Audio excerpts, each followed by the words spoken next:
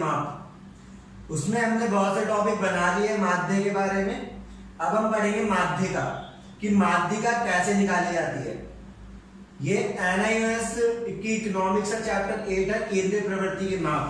अब हम सीख रहे हैं कि माध्यिका किस तरीके से निकाली जाती है, जो कि पेज नंबर 125 में दे रखी है। पहला करेंगे हम 3 तरीके की माध्यिका इसमें दिखाई गई है कि कैसे निकाल ली जाती है। पहला पॉइंट है हमारा इसमें 8.31 जो कि पेज नंबर 125 पर है। आप अपनी बुक पर देख सकते हैं पेज नंबर 125, जिसका नाम है व्यक्तिगत श्रेणी में माध्यिका की गणना। तो व्यक्तिगत श्रेणी में माध्यिका की गणना कैसे की जाती है? सबसे पहले तो हमें माध्यिका में जब निकालते हैं तो उसको आरोही क्रम में लिखना पड़ता है। आरोही क्रम का मतलब होता है कि बढ़ते हुए क्रमों में लिखना, जैसे कि 1 2 3 4 5। और अवरोही का मतलब होता है 10 9 8 7 6। तो अब हम इसको आरोही क्रम में लिख रहे हैं। हमारा उदाहरण दे रखा है 126 पेज नंबर में कि अगर हमें दे रखा हो जांच किए गए रोगियों की संख्या, लिख देते हैं रोगियों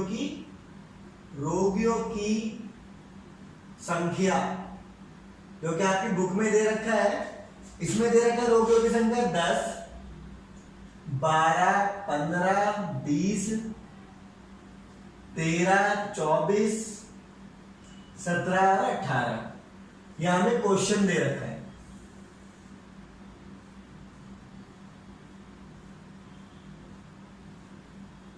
यह हमारा क्वेश्चन नंबर 1 है, व्यक्तिगत श्रेणी में माध्यिका की गणना।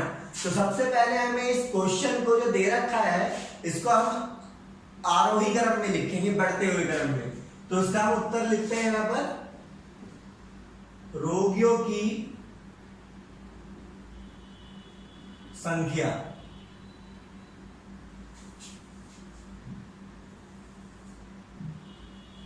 पहला नंबर आएगा इसमें, सबसे छोटा नंबर कौन सा? 10, फिर है 12, फिर है 13, फिर है 15, फिर है 17, फिर है 18, फिर है 20, फिर है 24। तो अब हमने क्या करा, इसको आरोही क्रम में लिख दिया। देखो 10 12 13 15 17 18 20 24। तो अब हमने बढ़ते हुए क्रम में लिख दिया। फिर हम क्या करेंगे, माध्यिका कैसे निकालेंगे? इसका रूल है, माध्यिका का रूल दे रखा है व्यक्तिगत श्रेणी में माध्यिका की गणना में। माध्यिका का रूल है, सूत्र क्या दे रखा है इसका, यानी कि रूल क्या दे रखा है, n प्लस में 1/2। तो अब ये क्वेश्चन आता है कि n होता क्या है? n है टोटल नंबर कितना है, 1 2 3 4 5 6 7 8। तो n हमारा क्या हो जाएगा? 8। तो n बराबर हमने इधर लिख दिया 8। अब कैसे सॉल्व करेंगे इसको? 8 n की जगह 8 आ जाएगा प्लस 1/2। तो कितना आ गया? 9/2। कितना बच गया? 4.5। तो जो 4.5 आ गया है, इसको हम इस टेबल में देखेंगे। अब 4.5 किसके अंदर आएगा? देखा 4.5 विद मध्य का आकार। ये देखो पहला नंबर, पहला दूसरा तीसरा चौथा पांचवा छठा सातवां आठवां। तो ये 4.5 है, यानी 4 से तो ज्यादा है पर 5 से कम है। तो हम इधर चौथे नंबर को लेंगे और एक 5वें नंबर को लेंगे, क्योंकि चौथा ये रहा और 5वें तक लिया जाएगा। तो इसमें हम क्या लिख लेंगे? 15 और 17। तो माध्यिका बराबर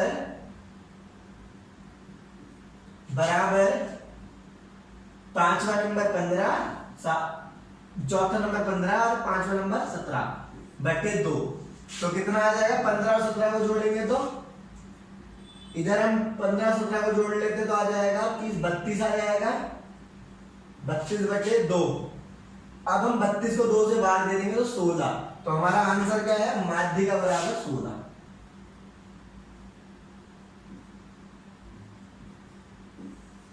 तो इस तरीके से व्यक्तिगत श्रेणी में माध्यिका की गणना की जाती है। अब हम सीखेंगे सेकंड पॉइंट कि खंडित श्रेणी में खंडित श्रेणी में माध्यिका की गणना किस तरीके से की जाती है। हमारा पहला पॉइंट हो चुका है, इसको आप लिख सकते हैं।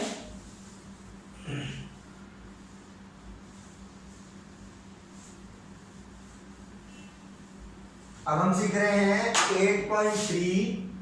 8.3.2 खंडित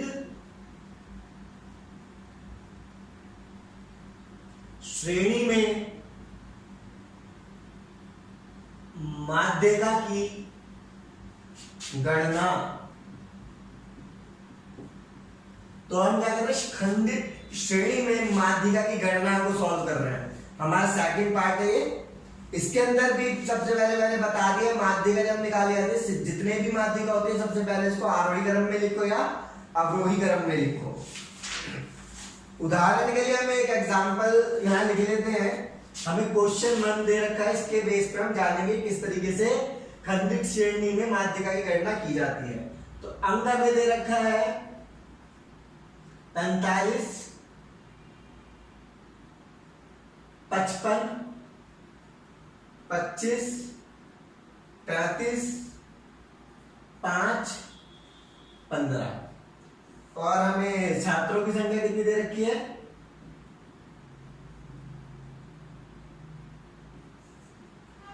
40, 30, 50, 10 और ये 20।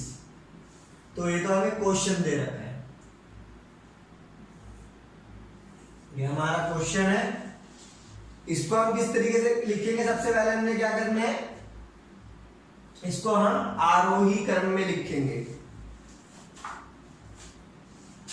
तो अब हम यहां सॉल्व कर लेते हैं। ये तो हमारा क्वेश्चन है। सबसे पहले अंक को आरोही क्रम में लिखते हैं। सबसे छोटा नंबर 5, उससे बड़ा नंबर 15, उससे बड़ा नंबर 25, 25 से बड़ा नंबर है 35, 35 से बड़ा नंबर है 45, फिर है 55। तो ये हमारा निकल गया अंक, आरोही क्रम में लिख दिया हमने इसको। फिर है छात्रों की संख्या। छात्रों की संख्या तो हम इसको ऐसे ही लिख लेंगे सेम, जिसको हम F मानते हैं। छात्रों की संख्या क्या है, F है। क्या दे रखी है हमें, रखा है 40। तो इसको भी आरोही क्रम में लिखा जाएगा।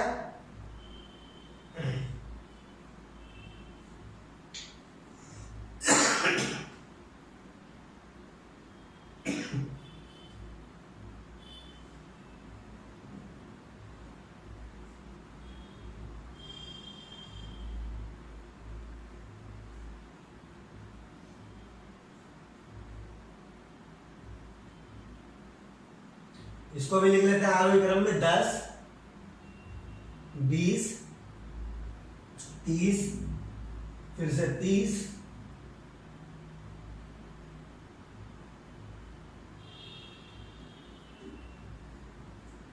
40 से 50।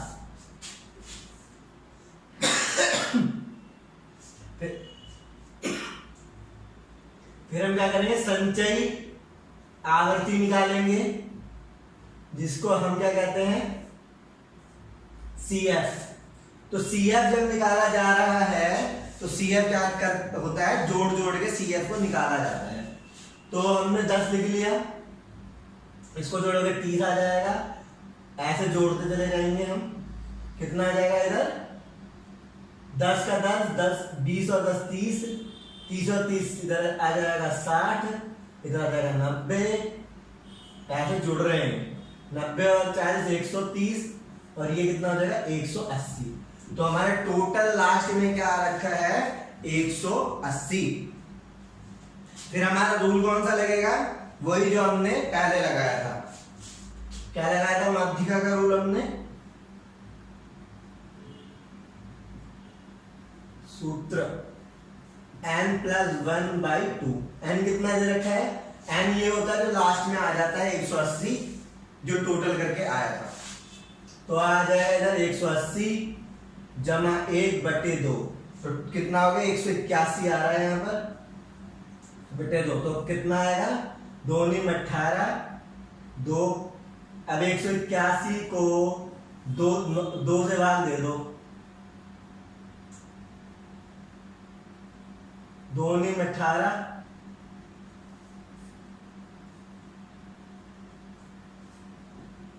2 पंजे तो 90.5। तो 90.5 जो वह पद जो आ गया है,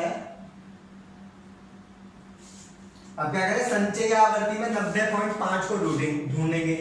अब आपको पता है कि यहां पर जो हमें संचयी आवर्ती दे रखी है इसमें तो गलत दे रखी है बुक में, पर आप यहां देख सकते हैं। एक बार फिर चेक कर लेता हूं मैं। 10 ये हो गया 30 60 90 90 और 40 130 180।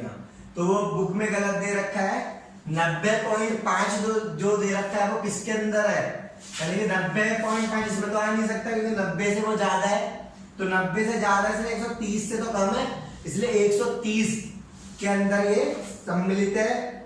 इसलिए 90.5 का पद क्या होगा 130 होगा। 90.5 का पद 130 होगा। माध्य का समान मत जिसमें 110 आता है वह 35 अंक है। अब 35 अंक नहीं है जिसके अंदर 130 आता है, जिसमें 130 आता है वह कौन सा है 1 2 3 4 5 1 2 3 4 5 45 है। इसके अंदर बुक के अंदर कैलकुलेशन गलत दे रखी है। इसको आप फिर से देख सकते हैं कि हमने क्या करा था सबसे पहले कि इसको पहले हमने आरोही क्रम में लिखा ये वाले नंबर को, फिर इसको भी आरोही क्रम में लिखा बढ़ते हुए क्रम में, फिर हमने संचयी आवर्ती बनाई जिसमें हमने इसको ऐसे करके जोड़ा कि 10 का 10 20 और 10 30 ऐसे करके 180 आ गया। फिर हमने n+1/2 को लिया, यहां पर उसको डिवाइड करके देखा तो 90.5 आ रहा था। 90.5 को संचयी बारंबारता में देखा जाता है, यहाँ पर संचयी आवर्ती के अंदर देखा जाता है CF में, तो वो इसके अंदर था। तो इसके अंदर जब था तो इसलिए 130वां पद हो गया, जिसमें 130 आता है वह कौन सा पद है 5वें पद को देखो, ये क्योंकि ये 5वां पद है तो ये जो 5वां पद इसमें 5वां नंबर का कौन सा है 45, इसलिए इसका आंसर है 45। माध्यिका की गणना जो कि पेज नंबर 129 पर दे रखा है। टेबल मैंने पहले ही बना ली है यहाँ पर, साप्ताहिक व्यय और परिवारों की संख्या। तो हमें पता होना चाहिए परिवारों की संख्या जो इधर दे रखी है इसको हम F मानते हैं और इधर हम संचयी आवर्ती निकालेंगे।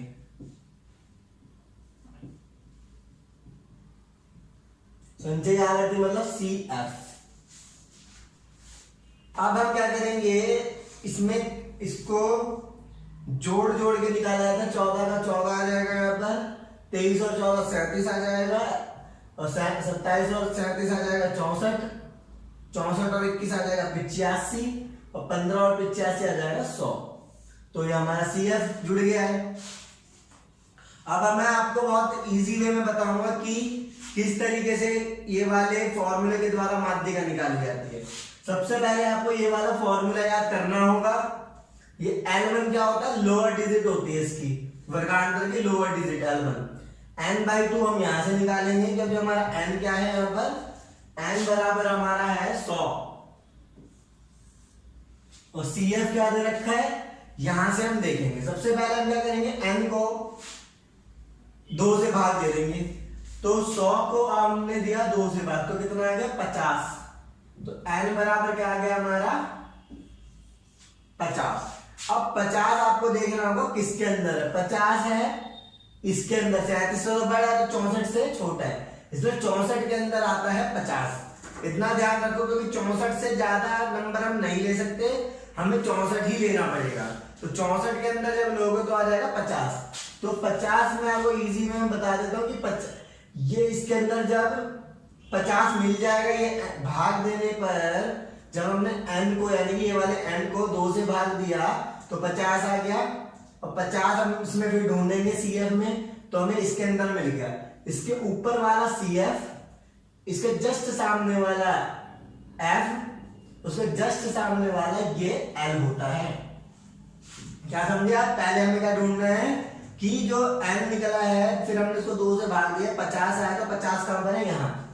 तो इससे ऊपर वाला तो CF हो जाएगा, इसके सामने वाला है, उसके जस्ट सामने वाला L1 होता है। कोई सा भी अगर सम आता है ऐसा, तो आपको ऐसे ही करना है। हम उसको वैल्यू फॉर्मूले में डाल देंगे। इसकी L1 की वैल्यू कितनी है? 20 प्लस n/2, यानी n/2 तो ये हो रखा है, यानी कि 50 आ गया, माइनस CF कितना आएगा?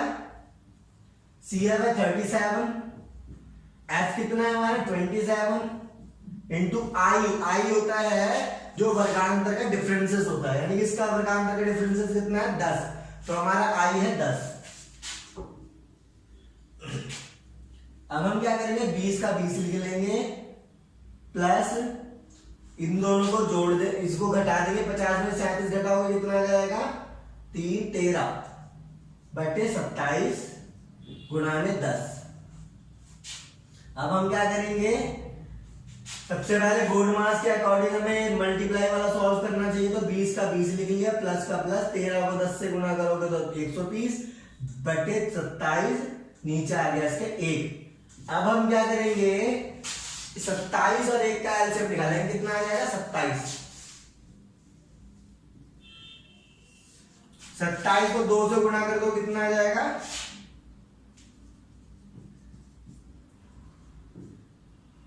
2 सत्ते 14 में 4 चलेगा, 2 दूनी 4 में 5, तो इधर आ गया 54, यानी कि 540, प्लस में इधर आ जाएगा 130। अब हम 540 को 130 से जमा कर देंगे, तो आ गया 670 बटे 27। अब हमें क्या करना है? माध्यिका बराबर 670 को 27 से भाग दे देंगे। 670 को 27 से भाग दे रहे हैं, तो 2 3 7 21,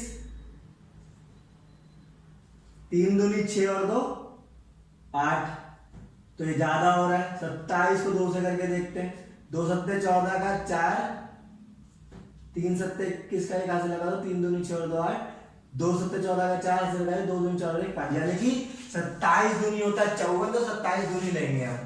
27 2 जा 54, कितना आ गया? 0 का 0, 7 में से 4 माइनस करोगे आ जाएगा 3, इधर 6 में से 5 माइनस करोगे आ जाएगा 1। अब हमें क्या करना है? 27 को किससे मल्टीप्लाई करें हम, कितना तक आ जाए? तो 27 को हम 4 से करके देखते हैं। 4 7 जा 28, 4 2 जा 8 और 2 10, 108। अब अगर हम इसको 27 को 5 से मल्टीप्लाई करेंगे, कितना आएगा? 5 7 35, 5 दूनी 10 और 3 13, तो इससे ज्यादा आ जाएगा, इसलिए हम लिखेंगे 27 चौक 27 4 जा 108। हमारा बच गया है 10 में 8 घटाओगे 2 का। हम माध्यिका को निकालेंगे, जिससे आंसर आ जाएगा 24.815। इसको दोबारा से देखते हैं किस तरीके से इसको सॉल्व किया गया है। ये हमें दे रखा था, जिसको हमने एफ माना हुआ था, मानते हैं, और CF निकालने के लिए एफ को जोड़ जोड़ के CF निकाला जाता है, और जो n है ये 100 को 2 से भाग दिया गया तो 50 आ गया।